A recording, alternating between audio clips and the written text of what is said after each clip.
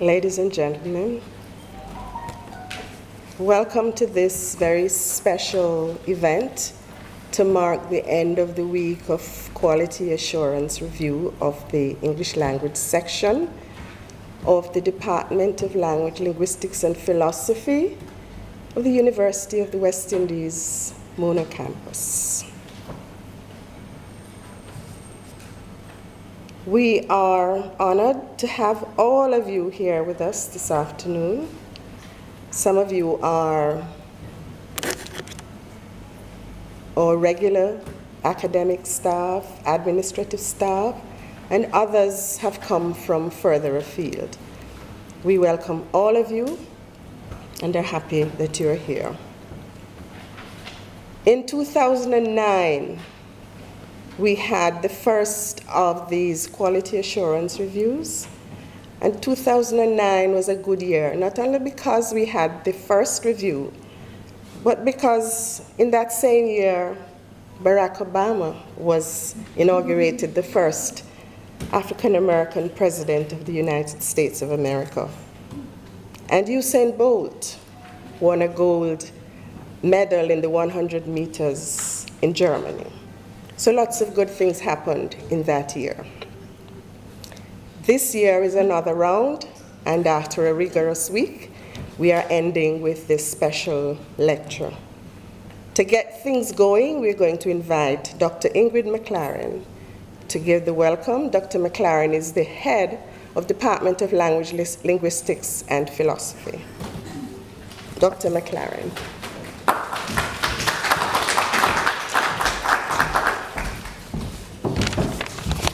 Thank you, Madam Chair.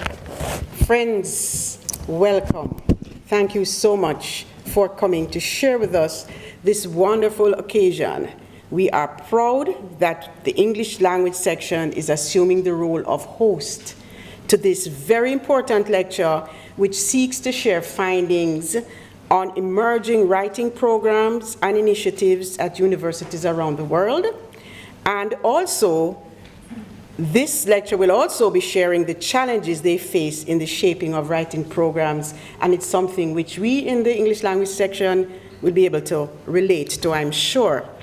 This section is, as was indicated by Dr. Taylor, is celebrating the completion of its second quality assurance review. And those of you who have been engaged in such an exercise before will empathize and appreciate our celebratory mood we have overcome so far. We are extremely relieved that this part is over. I was feeling very relieved this morning until I heard the recommendations.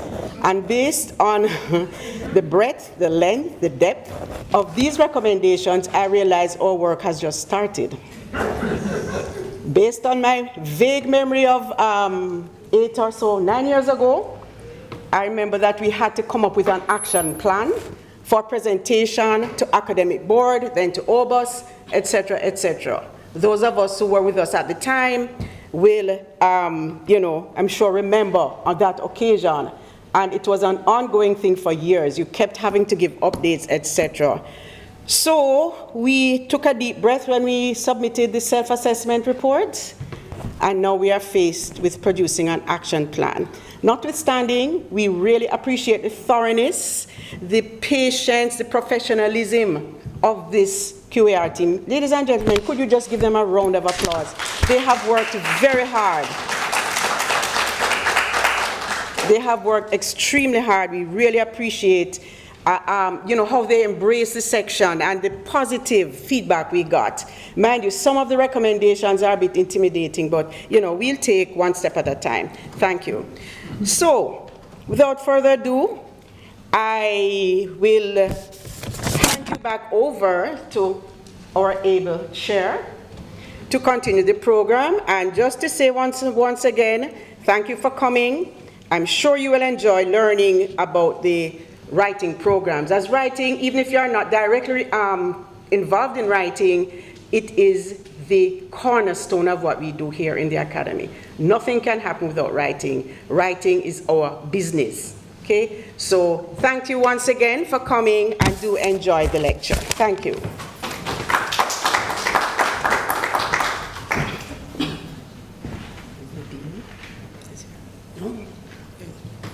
Dean. Thank you, Dr. McLaren.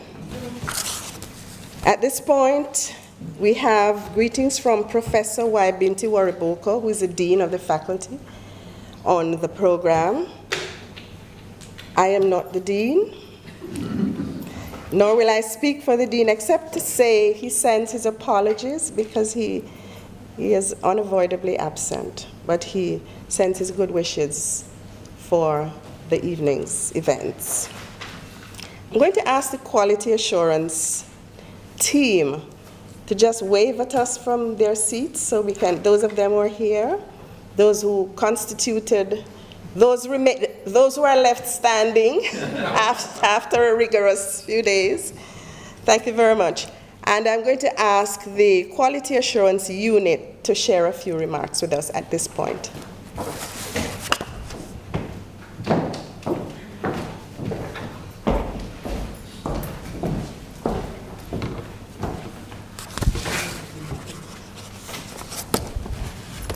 Thank you, Chair.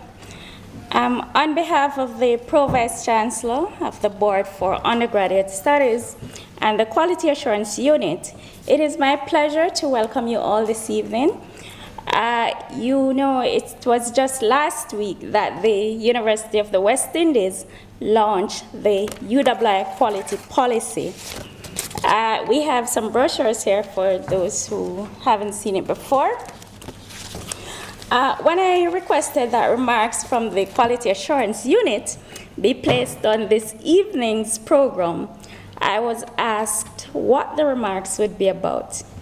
I simply said quality assurance. And I was asked if it was appropriate for this lecture. I recognized then that even after 20 years, Dr. Stevens, we still have a lot of work to do.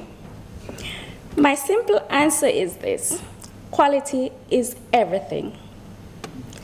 And as a premier tertiary institution in the region, the UWI recognizes that its teaching, learning, and research rises and falls on the offerings, the quality of its offerings. Our quality policy addresses both academic and administrative quality. And we have identified some quality champions on each campus, your dean included, just that he doesn't know it yet, to ensure that this policy is a lived document, not one sitting on a shelf. So this evening's lecturer, Professor Theis, is part of a 3-member team, as you heard before, that reviewed the English language section this week. The other members are Mr. Tyrone Ali and Ms. Joylene Griffiths, who are also here. They have had a very full week, and so we really appreciate Prof. Theis' graciousness in agreeing to deliver this lecture. Having the team lead deliver lecture is the Quality Assurance Unit's way of adding value to the quality review process. We have these renowned scholars that lead the process here, and so we believe it is fitting for them to share their research and best practices, as we believe it, with members of the discipline and the wider UWI community. So we asked disciplines under a review to partner with us to facilitate the lecture. We had some very interesting lectures over the years, including math last October, in which the lecturer presented a formula for predicting traffic jams and corruption. We look forward to another very engaging session. Prof. Theis, thanks for so graciously agreeing to deliver this lecture, especially at this time when you really should be at Hellshire enjoying fish and festival at Barry that Joylene has so highly recommended to you. And really, Tyrone should be at Pier 1 enjoying the best Caribbean beer. Red Stripe, of course. My only consolation, though, is that he has already booked his return ticket to Jamaica, and to experience that and other Jamaican delicacies that Joylene really all week has been telling him about. So again, thank you and welcome.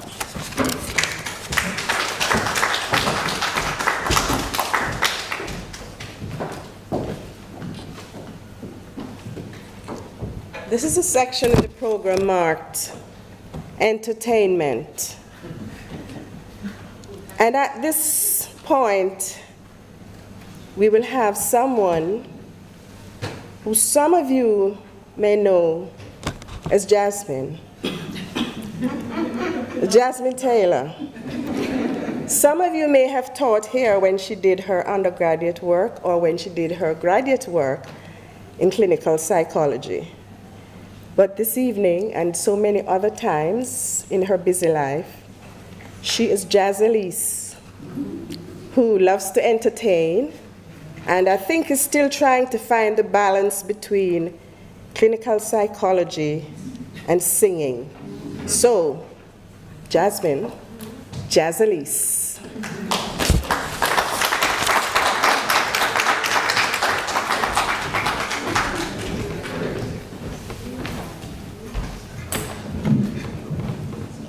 Hi everyone. What an introduction.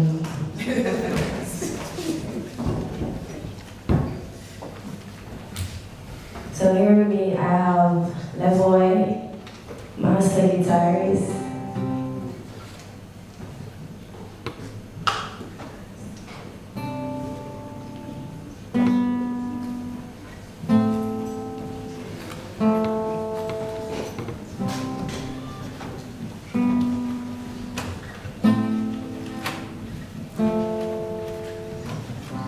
You're broken down and tired of living life on a merry-go-round, and you can't find a fighter, but I see it in you, so we go walk it out and move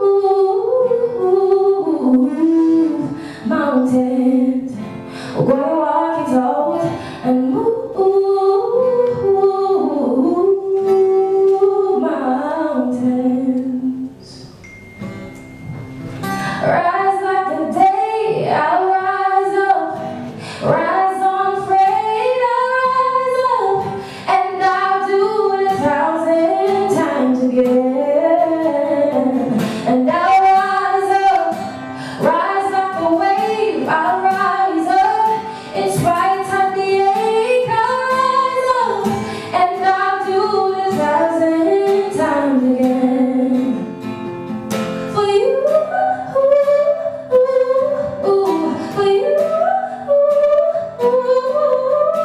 for you, for you, for you, for you. When the silence isn't quiet and you feel like it's getting hard to breathe, and I know you feel like dying, but leave me alone, you bring the world to their feet and move mountains, bring them to their feet and move mountains. And I'll rise up, rise like the day, I'll rise up, rise unafraid, I'll rise up, and I'll do it 1,000 times again. And I'll rise up, rise like the wave, I'll rise up, in spite of the ache, I'll rise up, and I'll do it 1,000 times again. All we need is hope, and for that we have each other. We have each other, yes. We will rise, we will rise, we will rise. Oh, we rise. And I'll rise up the day, I'll rise up in spite of the ache. I'll rise and I'll do it 1,000 times again.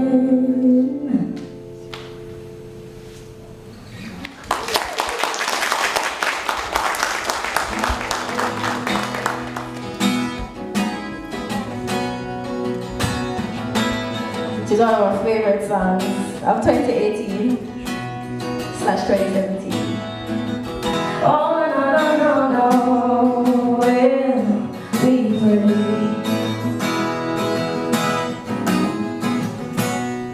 Some cry, some smile, some fight every day. We rise to the top, cause we know what it takes.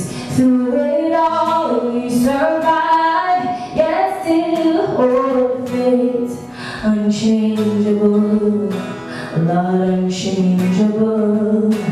Hey, no matter how the dollar might stack up, it still not change me, I go stay rough. And I'm giddy and you have to buckle up your legs, be smart. Don't be a crop, no, no.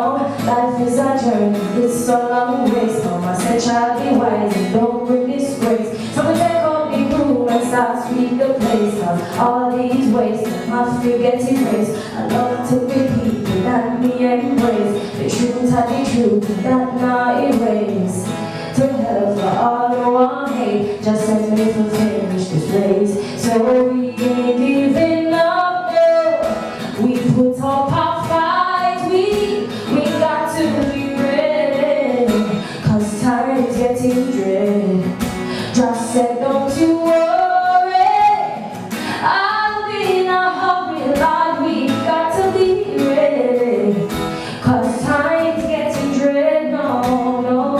So we pray, we pray, we pray, we pray. So blessings off the floor and the prayer on.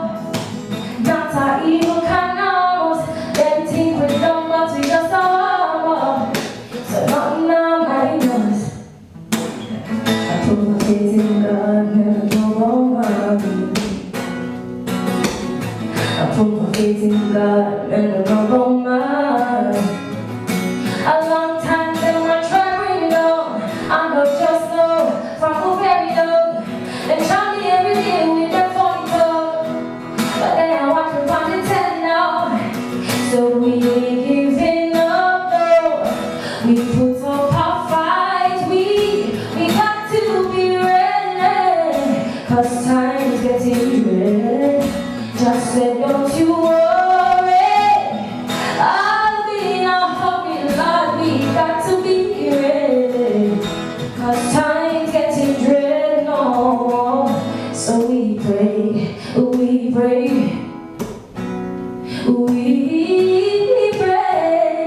we pray today. We pray, we pray.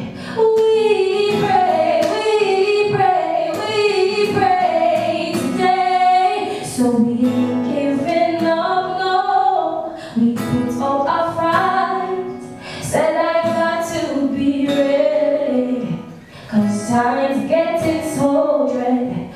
Just said don't you worry, I'll be in a hurry, Lord. We got to be ready. Cause time's getting dread, no. Thank you so much.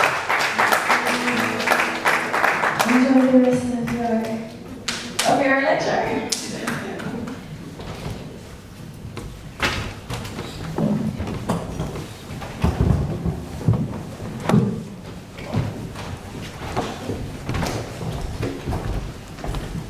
Thank you, Jazalise and accompanist. Let's hear it for her again. Or again.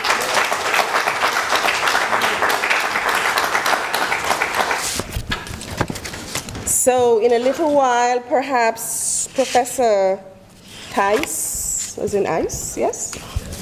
Will tell us a little bit more about those times that we're having in the English language community, the writing journey.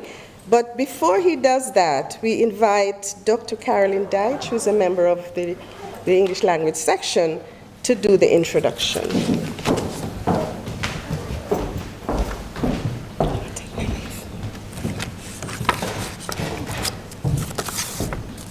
Good evening, ladies and gentlemen. It is my distinct honor and pleasure this evening to introduce our distinguished guest speaker, Professor Christopher Theis, Professor Emeritus of Writing Studies at the University of California at Davis. I'm just going to give you a very small slice of Professor Theis's achievements. Now, I have to stop there, and say something. I'm sorry. Because I had it all worked out that I was going to pun on his name and say I'm going to just give you a very small taste of Professor Theis's achievements. And when I came here, I found out his name was actually Professor Theis. Is that correct? You can still do a riff on it. Okay. But I'm just giving you a small taste, a small slice, because after over 40 years of pioneering work, the fruit that has been yielded is multiple, it's multifaceted, it is manifold, and that is intended hyperbole and justified, okay? So I want to start with his role at the educational institutions with which he has been affiliated throughout his career, and single out first the fact that from 2006 to 2011, he was the first director of the University Writing Program at the University of California at Davis. And this is important because in 2006, that program actually became an independent unit of the university. And for those of us who know the low status of writing studies and writing programs and writing units, you can appreciate that to be independent is something big, significant, if not historic. Okay, so we want to big you up for that, as we would say here.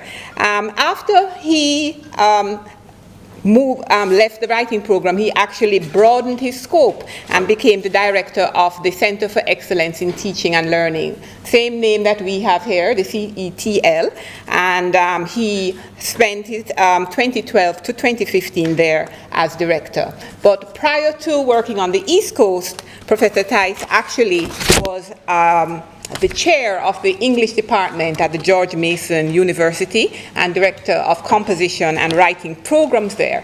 And in 2005, he actually received the David King Award for Teaching Excellence. Now, I selected that particular tidbit because we, in our department, actually, one of our pioneers, I would say, was a Guyanese-born David King who studied here at Mona and who remained and was really the foundation for many of us and a mentor in terms of writing. And he did his master's at Michigan State University, so he was quite influenced by what was happening in rhetoric and composition in the United States. So that was quite, remarkable to me to see that.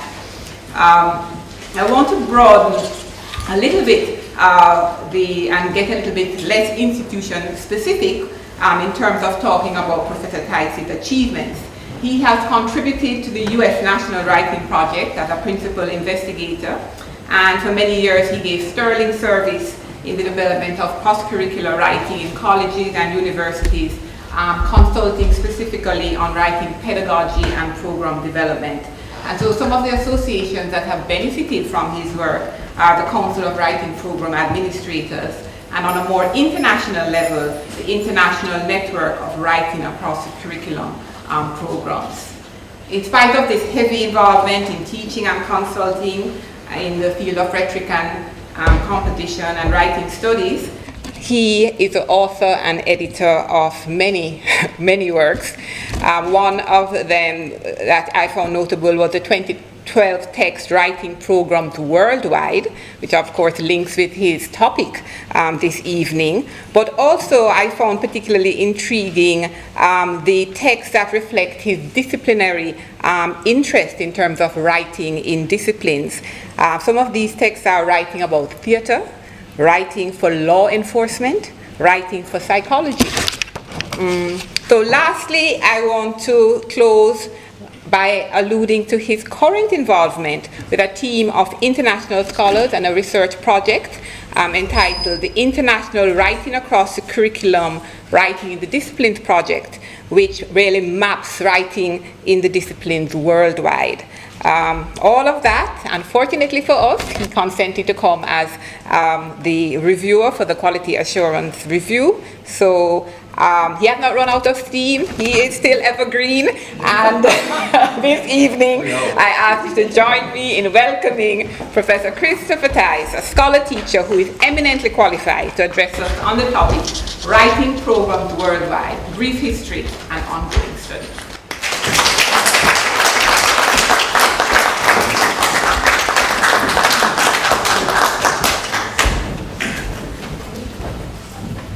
Well, I have to say, that was probably the most dramatic and interesting introduction to a lecture that I have ever given. Not only the wonderful remarks by Professor Theis, but also the wonderful singing by Jasmine, and the wonderful guitar playing that, oh, there they are. The wonderful guitar playing that we heard as well. This is the first time in my career, as I told Dr. McLaren, this is the first time that I've ever given a lecture that was preceded by singing. And if this is the way you do things in Jamaica, I want to be here more. I mean, this is wonderful. And I think the next time that I give lectures, I'm going to say, please have a wonderful singer and guitarist before I give the lecture, so that even if my lecture bombs, they'll remember something good. So, yes, I'm going to be talking about a project called Writing Programs Worldwide, which has been going on now for about close to 10 years or so. And I'm going to give a little bit of its history and where we are now. And the reason why where we are now is important is because the Writing Programs Worldwide project is an endeavor to try to create essays that profile institutions and writing programs that are developing all over the world. And one of my requests is going to be that I hope that someone or a group of people will volunteer to write a profile of writing at the Mona campus. And I'm also going to invite Mr. Ali to write a profile about the St. Augustine campus as well. You didn't know that was coming, did you?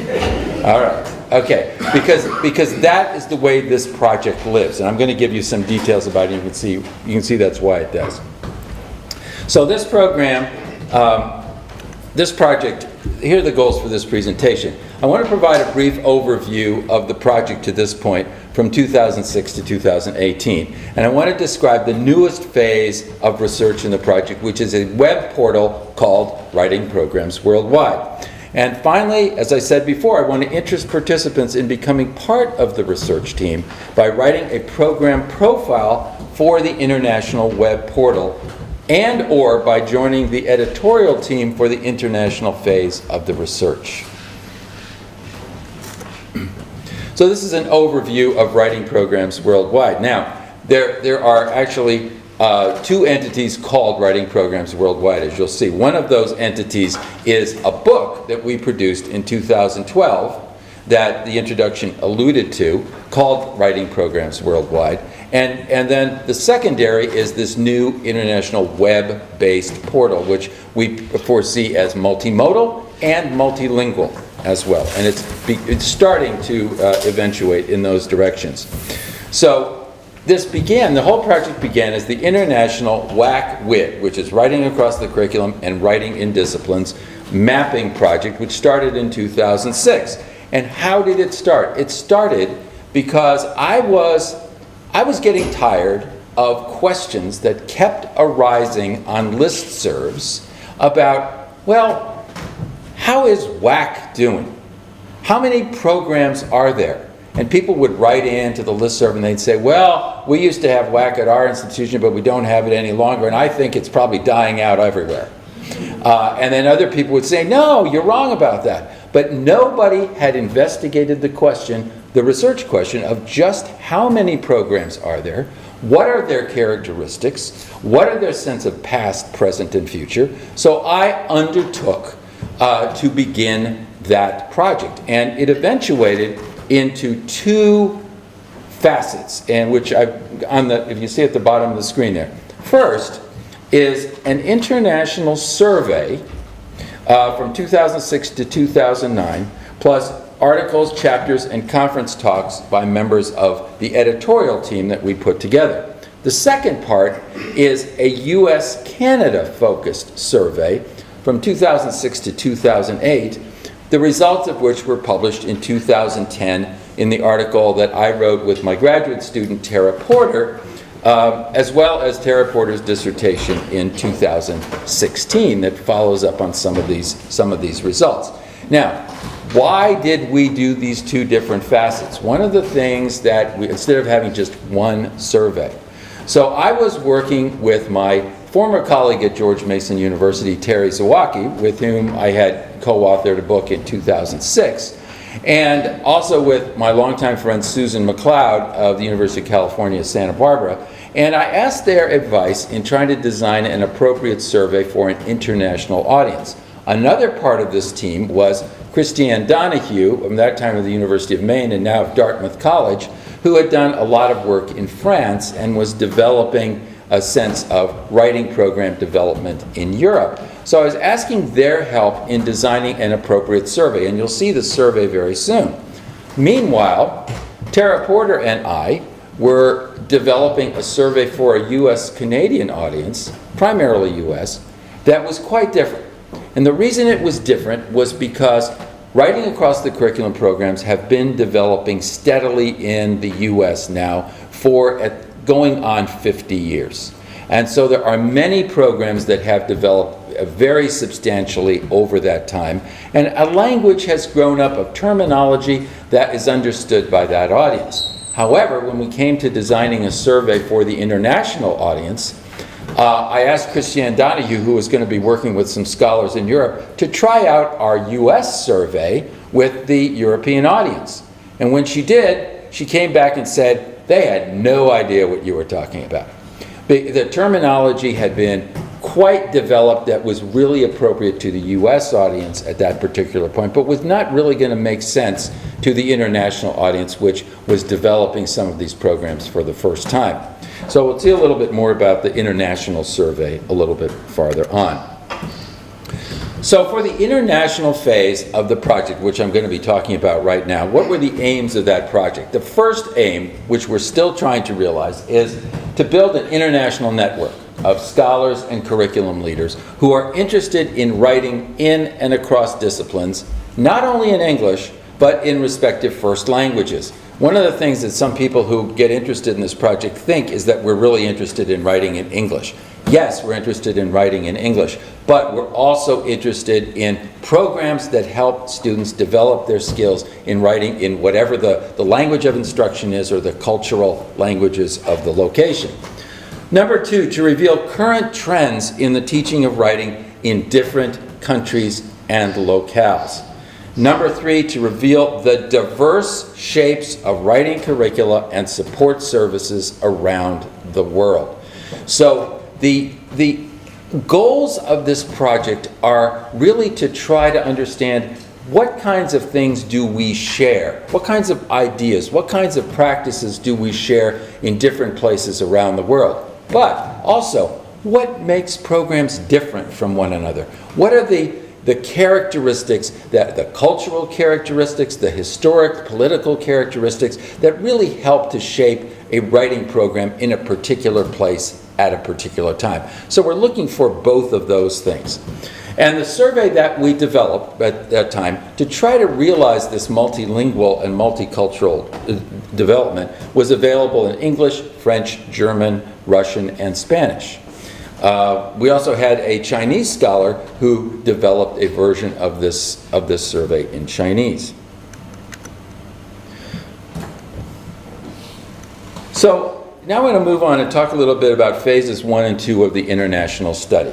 And this International WACWID Mapping Project, this is sort of the logo that's on our website at UC Davis, which is mappingproject.ucdavis.edu. And you can see it there. And the phase 1 of the international program was the development of the survey. The early results were published in stages in several different journals. One, a German publication, Zeitschrift Schreiben, in 2008, and then in Traditions of Writing Research, which was edited by Charles Bazerman et al. In 2010. But the final results were published in the introduction that I wrote to writing programs worldwide in 2012, and I'm going to be sharing with you some of those results from the survey. Phase 2 was the print and online book published in 2012, Writing Programs Worldwide, Profiles of Academic Writing in Many Places. And one of the noteworthy things about this is that it was published in 2 different versions. One was a print book published by Parlor Press in a print-on-demand format. And secondly, and probably most importantly, is it was published online, open access, free publication on the WAC clearinghouse, which is wac.coloradostate.edu.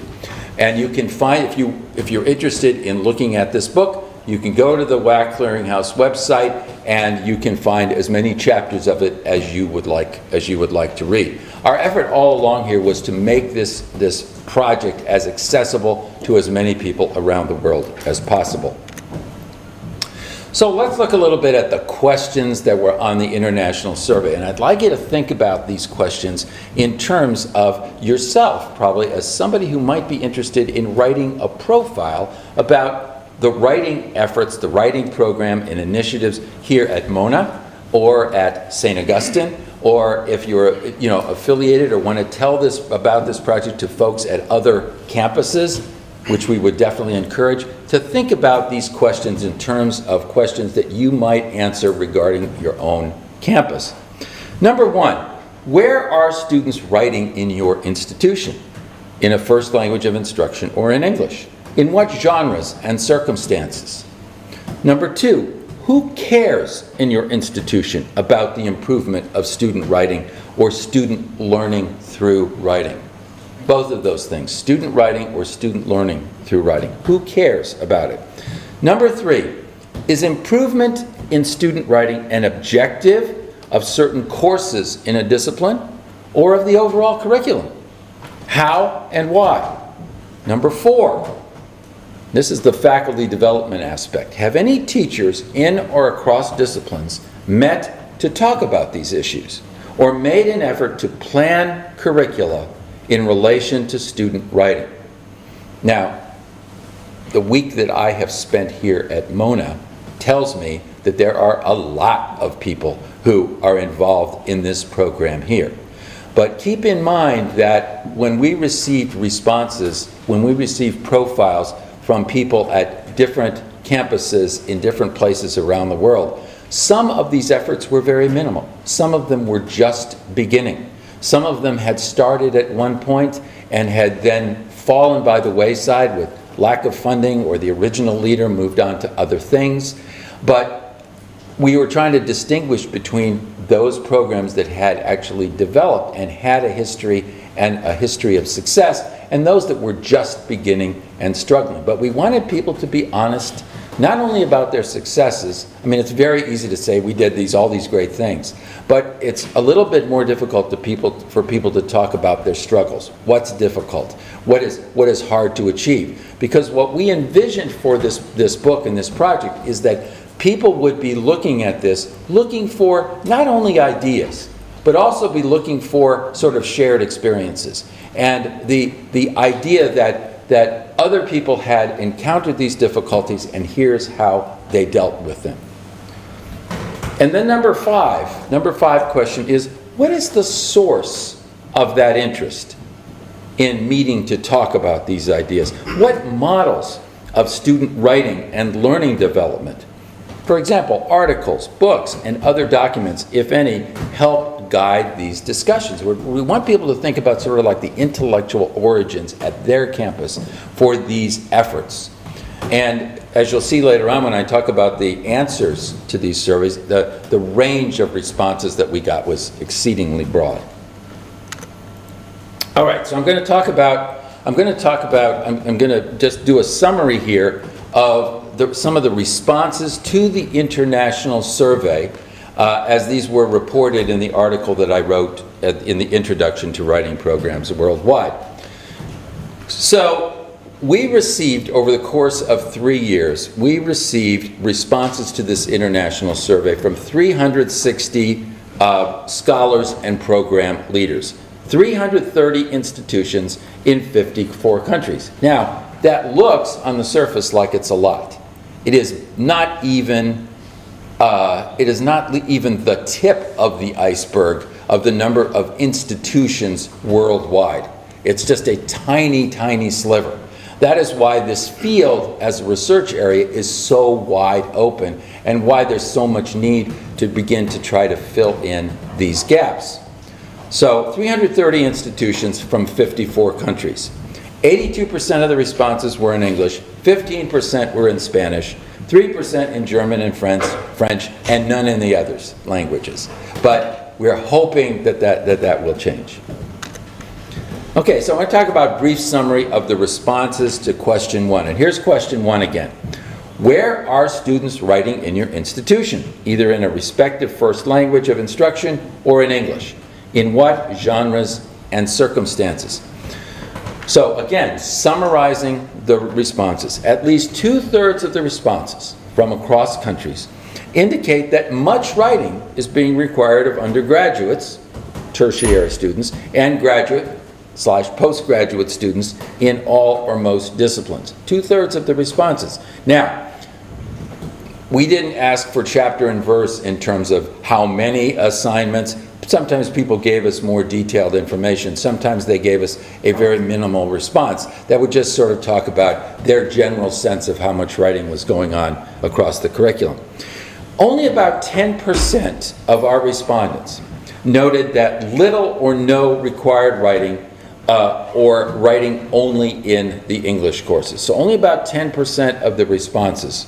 So think about how you might respond to this for the Mona campus, or how other people on this campus might respond to that question. The academic genres that were emphasized with disciplinary focuses, okay? Reports, lab reports, essays, seminar papers, a fairly predictable range of academic writing tasks that were going on in different circumstances. And there was a lot of commonality there in terms of the kinds of assignments that students were writing.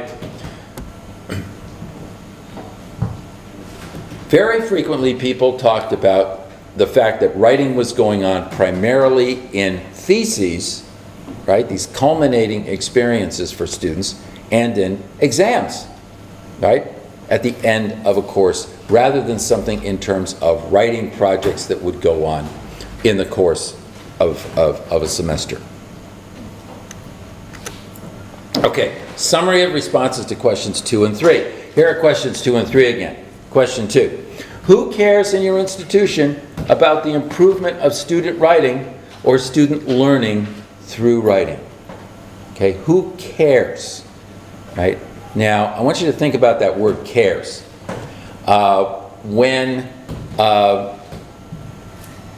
When one of my colleagues in a Canadian university translated or tried to translate that question into French, she had a lot of difficulty because the question of cares kept coming out at something like who's in charge, right? Whose responsibility is it? So sometimes people answered that question in terms of that sense of who's responsible. Others answered it in terms of the idea of, for whom is this an interest? For whom is this a compelling desire? Who cares? Who is interested in having students succeed in writing in the institution? And then question number 3 is improvement in student writing an objective of certain courses or modules in a discipline, or of the overall curriculum? How and why? Well, you'll see the kinds of responses that we got. So, first of all, almost all the responses that we received came from language professionals who teach English or first language subjects, are in teacher education, or work in academic writing or language support, such as writing centers. So these are the people that a lot of whom you can relate to because of your own work, who are responding to this survey. And so it's from their perspective that these answers are being given. More than 50% of respondents feel that their concern for student writing is rare in their institutions, that do require writing in most disciplines, but that do not see writing improvement as an institutional goal or as a responsibility of higher education teachers. So think about this. We got quite a few responses that more or less gave a kind of dismayed kind of response of, sometimes I think I'm the only person who cares. Sometimes there are only a few of us who talk about these issues. One kind of response I thought was particularly meaningful, and we got it quite a few times. And it was more or less like this.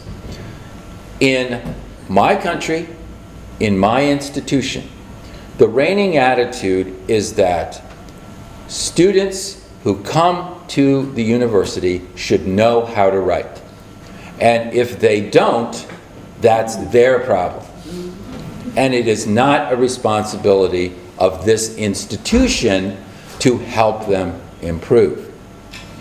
But again, that was a certain kind of response, but it was really illuminating in terms of attitudes toward writing that exist within university structures. But again, it was counterbalanced, as it says here, in contrast.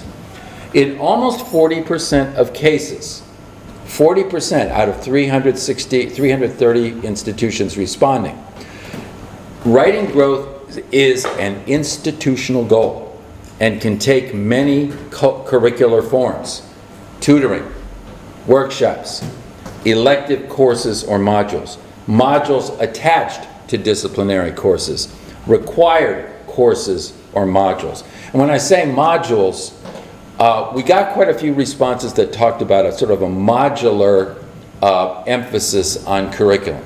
So that rather than, for example, an entire course being devoted to writing in a particular discipline or writing in a particular subject or academic writing, that the notion of modular was that within a course there would be a segment of the course, sometimes taught by the instructor but often taught by somebody coming in, right, that would deal with the writing in that particular circumstance. So the modular attitude, the course attitude, these were similar and, what shall we say, frequent kinds of responses. All right, continuing on the summary of responses to questions 2 and 3. There were, in several instances, the enunciation by our respondents of writing as a national goal, writing development at the university level as a national goal.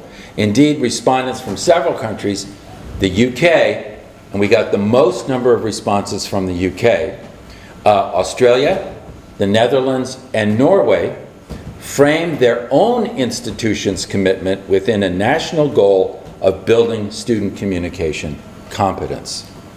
And the profiles, if you look at the profiles in writing programs worldwide, you will see that those institutions from those countries frame what they do in terms of national standards and national objectives for the development of communication competence by their students.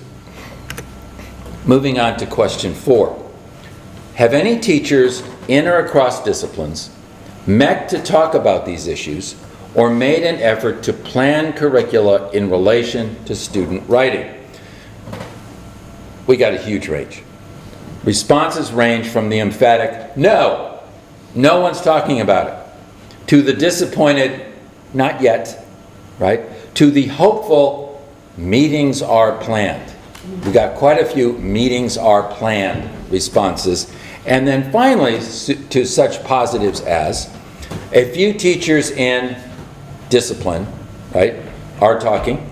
We have regular meetings with, they'd name the group. We co-plan with staff in, and they would name a discipline or an institutional entity. And finally, to the emphatic yes that describes staff-faculty workshops and collaborative curriculum planning. So about 1/4 of responses are in the category of the mild to emphatic yes. That there is this kind of action going on where there's co-planning involved, where there are people actively talking and planning and enacting programs in relation to student writing. Finally, summary of responses to question 5. What is the source of these people's interest? And what models of student writing and learning development, such as articles, books, other documents, if any, help guide these discussions? Now, one of the things I was looking for when I get these responses, I was looking to see which authors are being mentioned, right? And how many authors. One of the things I was hypothesizing was that actually there might be relatively few sources that were going to be cited as having a shaping influence on how these programs were developing. But here's what I got. Okay. In terms of models for writing development, 2 words stood out. One was process, that our program development is guided by a theory of writing as a process. And number 2, genre theory to explain pedagogy. In other words, in our institution, we are focusing on the ability of students to develop writing in specific genres, right? Whether it might be in the genre of the essay or the genre of the laboratory report. And they would specify some of the genres that were important. But again, the key here is that theoretically the notion of genre theory was important in those institutions. So those were the 2 terms that were used most often. But as a caveat, those 2 terms, process and genre, probably only covered about 20% of the responses. But they did stand out because they were more frequent than others. Among authorities, more than 100 scholars were named as influences. So there was actually no particular author that was mentioned as an influence that was repeated from response to response to response. But in terms of reasons why people began to do this work, institutional pressure was a primary motive. For example, complaints about writing. Students in this institution do not know how to write. Not always, what are we going to do about it? But it could often be, what are you going to do about it? Right? I'm sure everybody in the language section has heard that before. Right? But the idea of responsibility because of complaints about difficulties among students for their writing, these were spurs to action. Another source was external pressures. For example, in Europe, I don't know if you're familiar with the Bologna process in European universities. This is part of the European Union, and it was something that was developed now about 15 years ago. And it was a document that came out of a conference in Bologna, Italy, and really talked about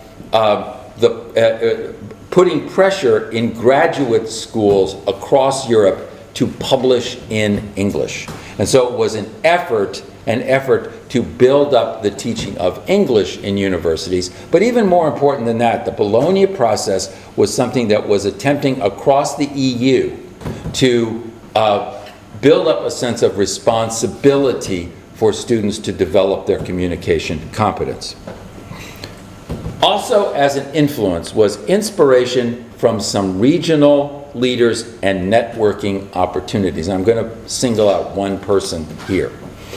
The person I'm going to single out is an Argentinian named Paula Carlino, and Paula has been the most influential person in South America, and not only in South America, but also in Spain, to develop interest in the notion of writing to learn and writing in the disciplines and the development of student writing competence and the ability to learn whatever subject matter it is through writing. And as you'll see, Paula has been a very active member of our editorial board on these projects. So inspiration from some regional leaders and networking opportunities. Again, I'm going to single out Paula here. Paula has been indefatigable in journeying from campus to campus across Latin America to sort of spread the word here about Writing to Learn and Writing in the Disciplines. And in the stronger programs, we're talking about publications, in-house guidebooks, research, and staff development materials. So one of the things that's happened here is that as these programs develop and begin to get established, they begin to generate materials, and then the materials are what begin to generate more interest across the faculties. Okay, so then in 2009, after we had done this research, those of us who had been conducting this, the editorial team that we put together, decided we have enough material here to really put together a book that we called Writing Programs Worldwide, Profiles of Academic Writing in Many Places. And so I put together this editorial team of these wonderful international scholars, Gerd Breuer from the University of Education in Freiburg, Germany, Paula Carlino, who I mentioned before, from the University of Buenos Aires, Lisa Ganabchik-Williams, who is the head of this wonderful writing center at Coventry University in the UK, my graduate student, Aparna Sinha, who became a very important part of the team, and as you'll see, her role has become even more important as it's gone on. So what were the goals of the book? The goals of the book were to bring out both the uniqueness, I mentioned before, and similarities among a wide range of institutions in various cultures and settings around the world. Uniqueness and diversity. To show the diversity and points of contact in how writing is practiced, taught, and learned in specific places. To feature programs and initiatives that have grown and succeeded amid ongoing struggles. Sort of what we've been talking about this week, right? As well as initiatives that had recently begun, right? So we wanted to highlight programs with these kinds of characteristics from as many places as we could identify. So Writing Programs Worldwide includes more than 40 initiative profiles from 28 countries on 6 continents. These are essays by program leaders elaborating on their answers to the survey, but they're put together in essay format. We also include an introduction, which I've alluded to before, and 3 section essays by the editors to characterize the profiles and the survey research. So for example, Paula Carlino has an essay on writing development in Latin America, right? Lisa Ganabchik-Williams has an essay on the development of writing programs in English-speaking countries outside the US, right? Gerd Breuer has a wonderful section essay on the development of writing centers and the development of peer review as a pedagogical strategy. So the 3 section essays characterize the profiles and the research and helps to synthesize practices and traditions in regions. And as I mentioned before, Writing Programs Worldwide consists of a print version in English, Parlor Press, and an online open access version on the WAC Clearinghouse. Now, what did we realize from this? We realized from this when we were putting together this book that it's only realizing a small part of our vision, right? The part of our vision, and it's a small part because it's in English, and it was a traditional book. And one of the things that we wanted to do moving forward here is to try to characterize the differences from institution to institution culturally, both in terms of language and in terms of cultural practices, history, and those aspects as well. So you'll see in a minute how we moved to the international web portal. Okay, now, one other thing I want to add here is when the respondents, and when those who were writing the essays wrote them, we gave them the 5 questions that were on the original survey, but we also added some questions, some topics, to which our authors responded in addition to those from the survey. So think about these in relation to an essay that you might write. So 1, the size, brief history, and mission of the institution. Again, characterize the institution in which this writing initiative is taking place. The most salient geographic, economic, and cultural features of its location. Number 3, what do literacy, and especially writing, mean to students and teachers in this institution? Why do they write? In what languages and dialects do they write? In relation to what goals? Number 4, what have been your and the institution's successes in teaching writing? Number 5, what have been your unfulfilled ambitions in regard to student literacy and writing? And number 6, can you describe individual students or events that embody or illustrate these successes and frustrations? So we're really looking for people, and I would urge you to look at some of the essays in the book to see how the writers coped with these topics that we gave them. Some of them attacked it like they'd have a section called The Size, Brief History, and Mission of the Institution, right? So they would take it as a kind of template that they would follow in their essay. Others internalized the template and wrote an essay that was really trying to embody something of the spirit of writing and writing development, successes and frustrations at this institution. Okay, so here's what we got. And this, again, we invited authors of these essays from the responses we had received to the survey. So we thought to ourselves, we got together and we thought, wouldn't it be great to have an essay from these people because of what they said in their response? So it wasn't an open call. Unlike the International Web Portal, which is an open call, this was a planned volume in which we invited people to participate based upon their responses to the survey. So we got profiles of tertiary and postgraduate initiatives located in this list of countries. Now, one of the things that we determined was that in order to ensure that we would have diversity from as many countries as possible, we limited each country to no more than 2 profiles in the book. And again, this is another limitation of a print book, right? You can't have everything from everybody. No, you have to determine that. So we made this determination we would have only 2 essays from each country. Now this is a little bit concerning when we came to the UK because we got so many responses from the UK and we could have chosen from among a wide range of programs. We chose 2 and we got a couple complaints about that, but not too many. And when we showed them, it's going to expand, don't worry. So you can see the responses that we get. And we didn't have 2 from each country. Some there were only 1, but others there were 2. Okay. Have you had a chance to look at the list? Yes. Okay. All right. All right. Now, you probably can't read this, or maybe you can. So from the book, here are things we learned. We learned a myriad of cultural and transnational differences that influence the way institutions frame their writing programs. So people really took seriously this initiative to write about what makes their situation distinctive culturally, politically, economically.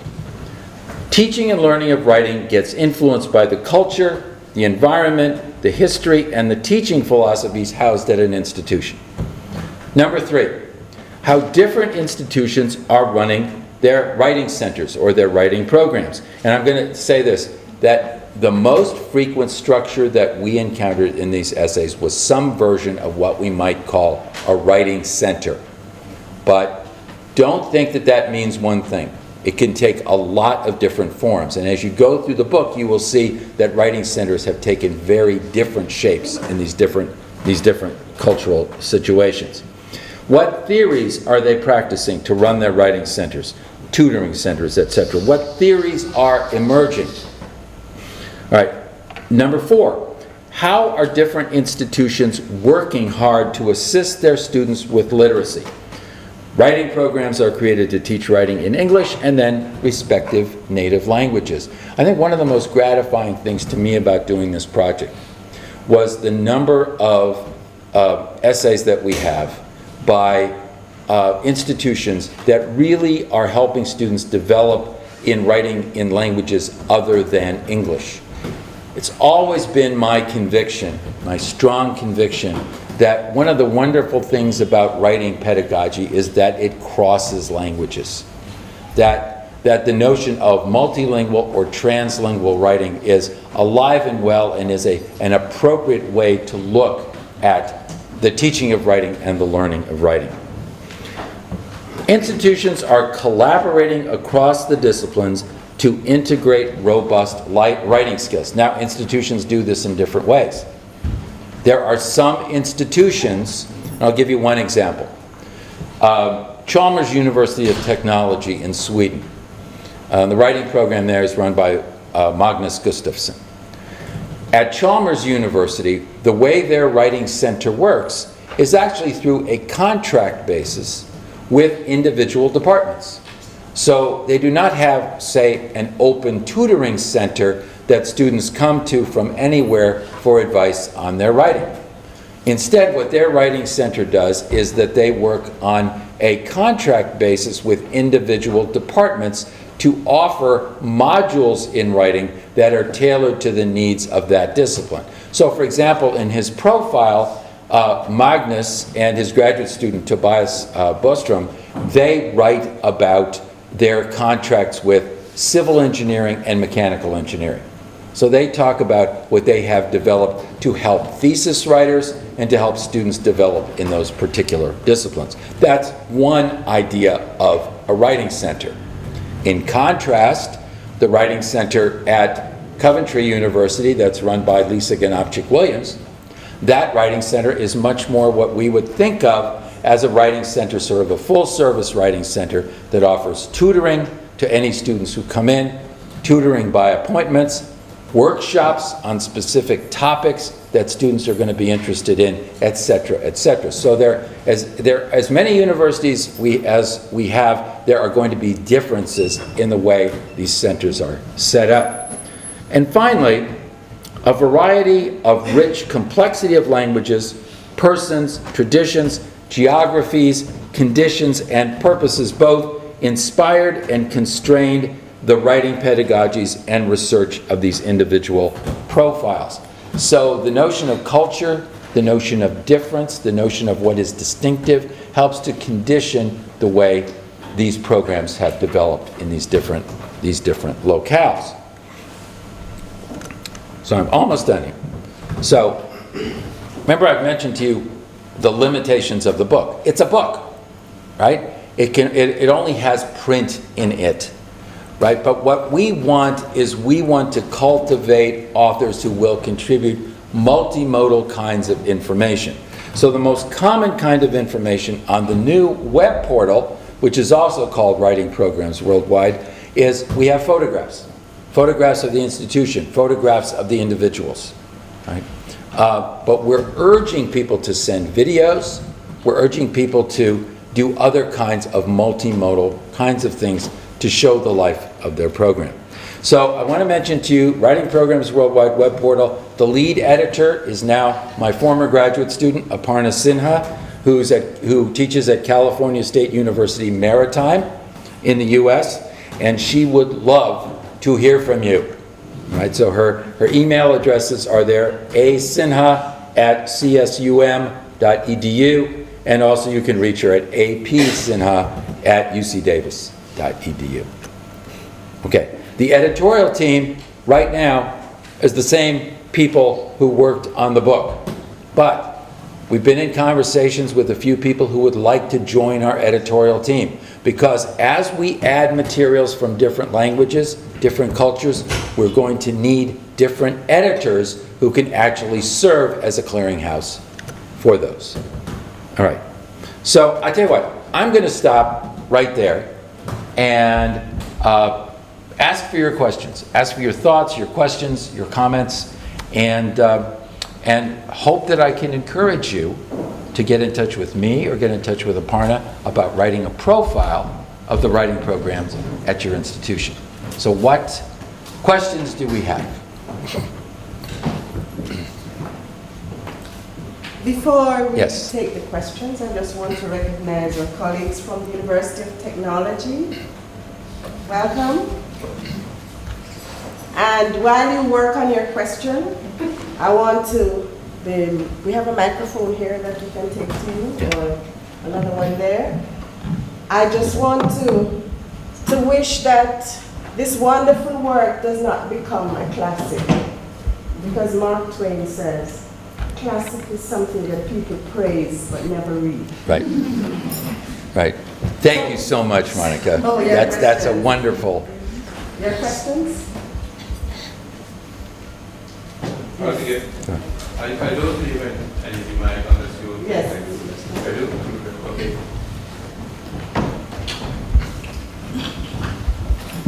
Chris, thank you for what is really an eye-opening and what I believe is a very insightful set of data that has the potential for development of writing and writing programs internationally. Needless to say, I won't use the word seminal because it connotes a gender bias, but I think it's groundbreaking. Yeah. And the fact that it can be referred to, read, and aspects of whatever will emerge out of the data gathering phases, aspects of that being implemented elsewhere, right, is enriching and holds much potential. I understand what you would have cited as limitations, it being a print version, Yeah. but the very nature of it holds the promise of further versions, amendments, and perhaps into the realm of an electronic portal. My question concerns the rationale for the choice, and I think you alluded to it being a closed-door choice rather than an open call. But what's the rationale for the closed-door choice, if I may be permitted to use that expression? And in selecting the particular countries and the universities or colleges within the countries. Right. And I'll say why I'm asking that, why I think it's important. By Caribbean people might think it's important. Right. Certainly in my neck of the woods it will be important. Right. Because immediately what stands out is an overwhelming majority of countries that are anchored in the global north. Yes. And the paradigm today speaks to that. It is almost therefore ironic that the title of the book is Writing Programs Worldwide. Yes. When this is not worldwide. Right. Right. There's an invisibilizing of all African countries, certainly nothing of the Caribbean, save for Puerto Rico that Right. isn't Caribbean at all. Right. But my issue is research like this will feed paradigm, will feed theory that might have to be implemented in territories that never had the option to be part of this first phase even. Right. Therefore, will it be fair for countries of the global south, the developing world, to have them to adapt and adopt related writing program policy practices theory in their own writing programs that differ considerably into the sociocultural and linguistic landscapes? I think that's a great question. I mean, and it's certainly. Next question.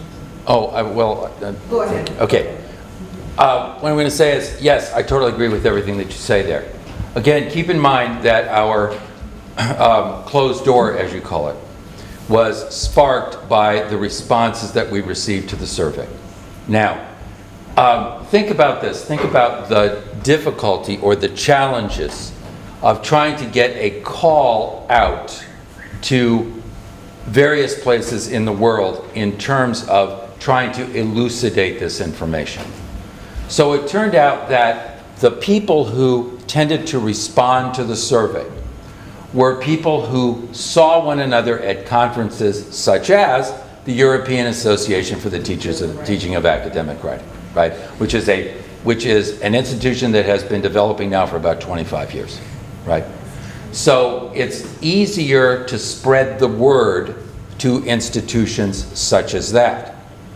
Counterpoised with that, I will mention again the example of Paolo Carlino, right, in South America, whose work is eventuating in projects that are developing in places in the Southern Hemisphere, right? So for example, I think I mentioned to you in our conversations that one scholar that I've been working with quite a bit in South America is Federico Navarro, who is Argentinian, but has also been working for 3 or 4 years now in Chile. And so I've spent time in Chile. Certainly Paolo Carlino has been there, Federico has been there, trying to develop a consortium in that country of universities that are interested in these questions. It's a work in progress. It's a process that is ongoing. You notice, for example, that the very few countries in Africa that are represented is the Union of South Africa, right? So we have the University of Cape Town, for example, that is represented there. There are other universities in South Africa, for example, that have actually been developing some of these projects. And those are institutions that we hope will respond to this call for an elaborated research group. To me, the biggest gap by far is the lack of Asian responses from many countries in Asia. We do have one scholar from India, for example, who responded. We have one essay from the whole of China, right? We have nobody from Japan. So there is a sense here, and I hope you keep this in mind, it's not a closed door.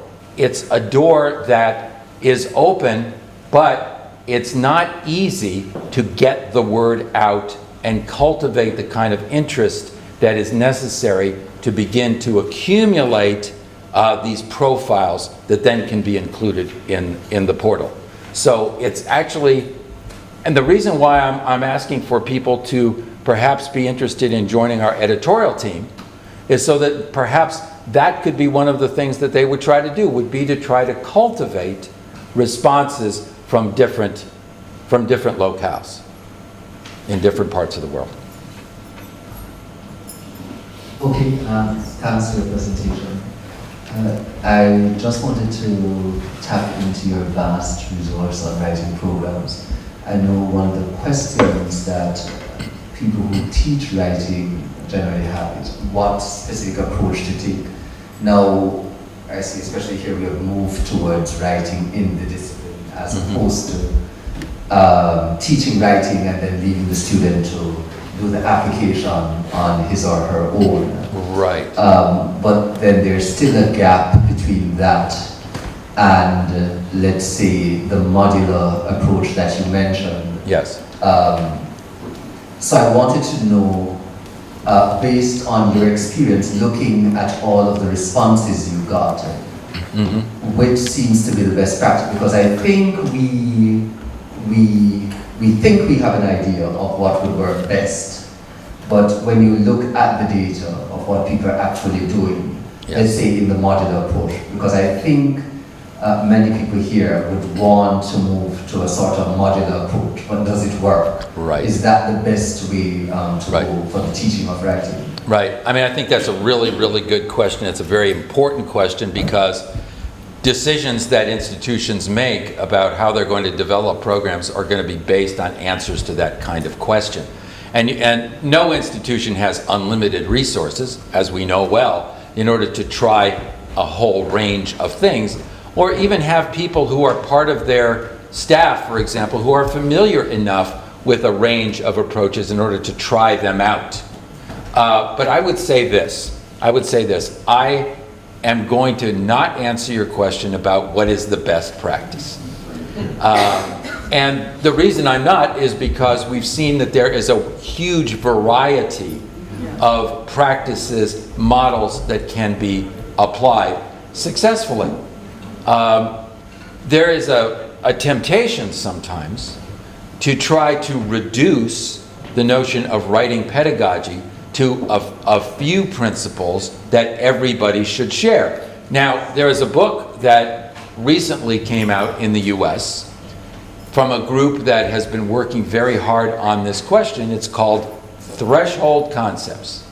In other words, what are the ideas that all of us, meaning all of us who are in the writing studies research community, what are some ideas that all of us share and that we think is important for all students to know? Okay? And I don't have those threshold concepts in my head at this point, so I can't repeat them, but you could easily find them, what those are. But the danger, as I was at a meeting at the 4Cs conference a few years ago in which a panel was talking about this notion of threshold concepts, in which I actually objected to what they were trying to do.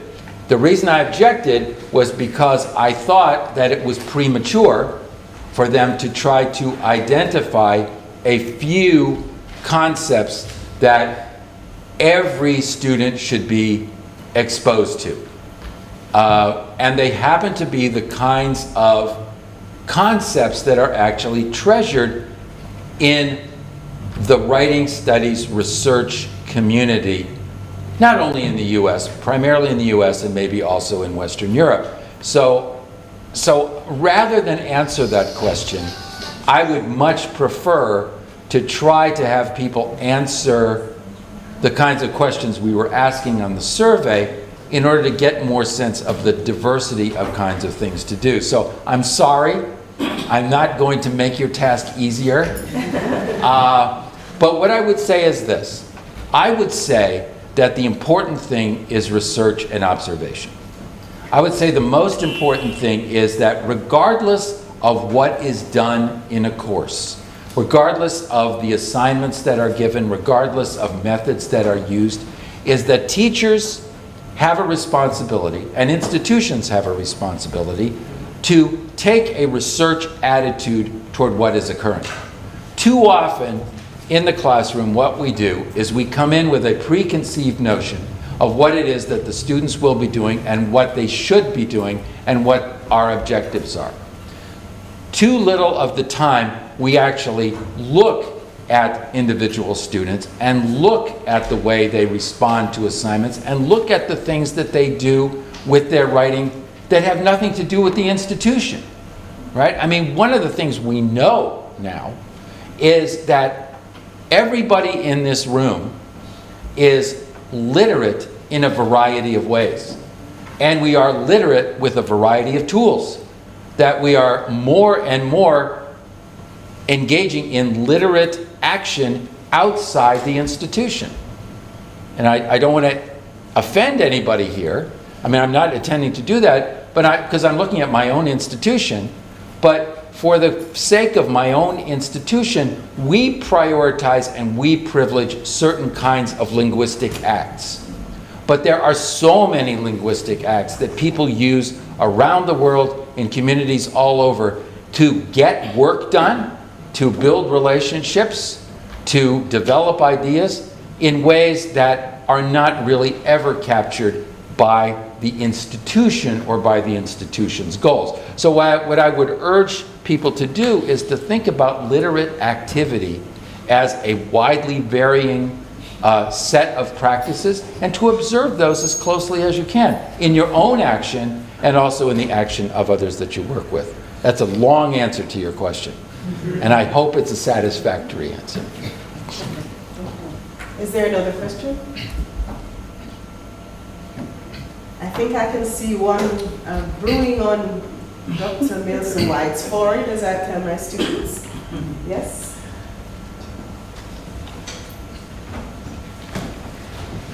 And we are almost finished. So stay with us. I was wondering if, I'm trying to remember because I did see the initial call, but I'm trying to remember if there was a suggestion that you were trying to get at writing across the curriculum programs specifically, rather than writing programs more generally, so that those individuals who were not in institutions where WAC was pretty well developed would not have responded necessarily. The other thing is, I wonder if your question about who cares for student writing development yielded any responses about the actual material conditions in the different institutions, some of which would have influenced who responded to the call in those places where the material conditions seriously mitigate against anything outside of doing the actual engaging in anything outside of the actual business of day-to-day teaching. I think that's a really good point too. I mean, I think that any question that you ask, I mean, if you, anybody who's engaged in survey design knows that every time you formulate a question, you are encouraging certain people to respond, and you are eliminating other people.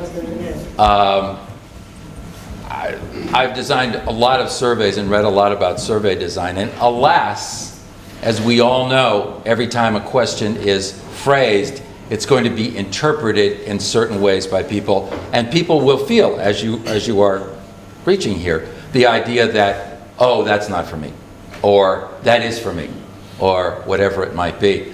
When we went through that process, as I mentioned to you before, in trying to come up with the questions for this survey, again, I was relying a lot on Tian Donahue and her work with scholars, and the several people in the writing studies community that I tried these questions out on and to see if they would work. Yeah, I mean, no matter how you phrase it, there is going to be some resistance. And one of the things you noticed, I think you picked up on this, was that even though the original project was called the International WAC-WID Mapping Project, it migrated into the notion of writing programs and initiatives. And we actually used the term initiative as a way to expand the arena of people who could respond. And I think it was because we expanded the notion of initiative from program that we got as many good responses as we did. And so that people did not feel afraid to talk about, well, we've just started doing something like this, or we have a course, or we've started conversations, or we have a small writing center that we're trying to develop. So one of the things that I would hope that as this project develops is that people who join the editorial team would be happy to help develop further surveys, to help develop further questions that then can be used as a spur to more responses. Does that answer your question? Yeah. Dr. Ms. White, would you now? I think that's the end of the question. Any other questions? Okay. Yes. All right. Thank you. You can continue the conversation when we move to the other phase next door, as we will shortly. So we invite Dr. Ms. White to do her thing.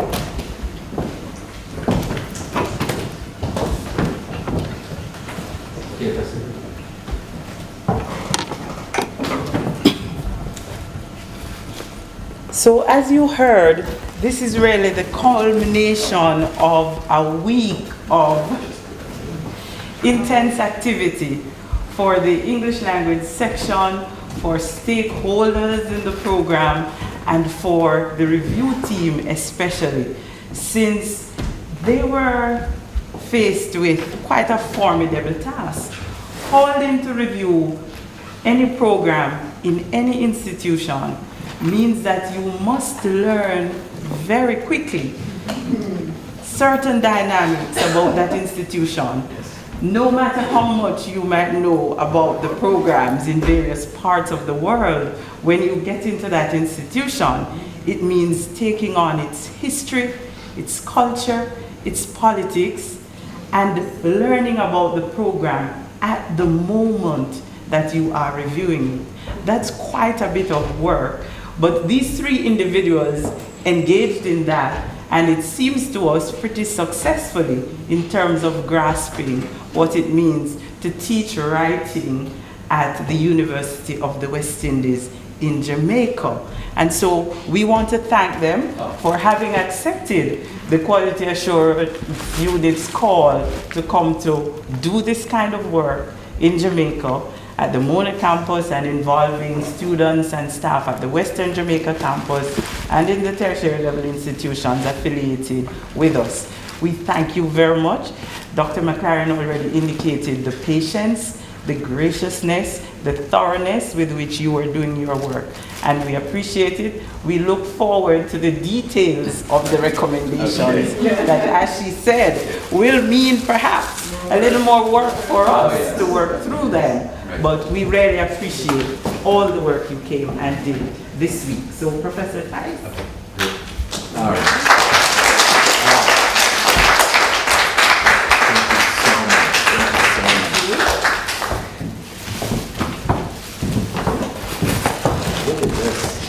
Amazing.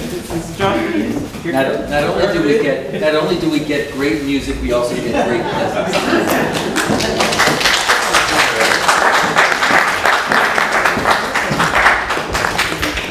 Thank you so much for the industrial, organizational experience that you brought to the team.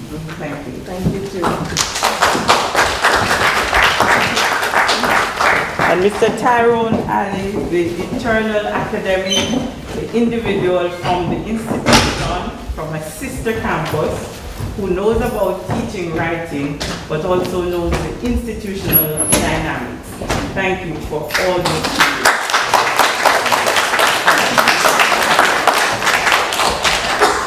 We are told not to lay hands on any man suddenly. Now this is a woman.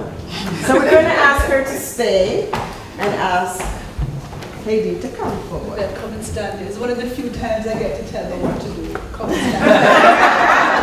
stand. Don't do it again. Thank you. Vivette is redoubtable. And she is the face of the English language section, and she worked very hard. Not that she didn't work hard before the team was coming, but she worked hard. She has a very keen eye for detail, and she was very good at keeping all of us abreast. And for that, we thank you, Vivette.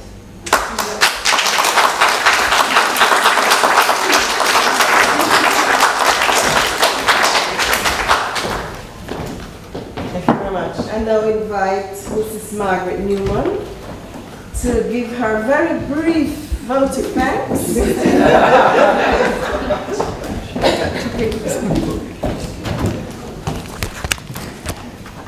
Professor Sylvia Cowenberg, colleagues from UTEC, and fellow colleagues and students.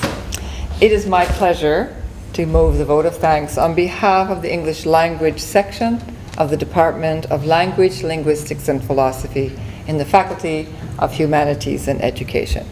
We've had an enjoyable function and a very stimulating week.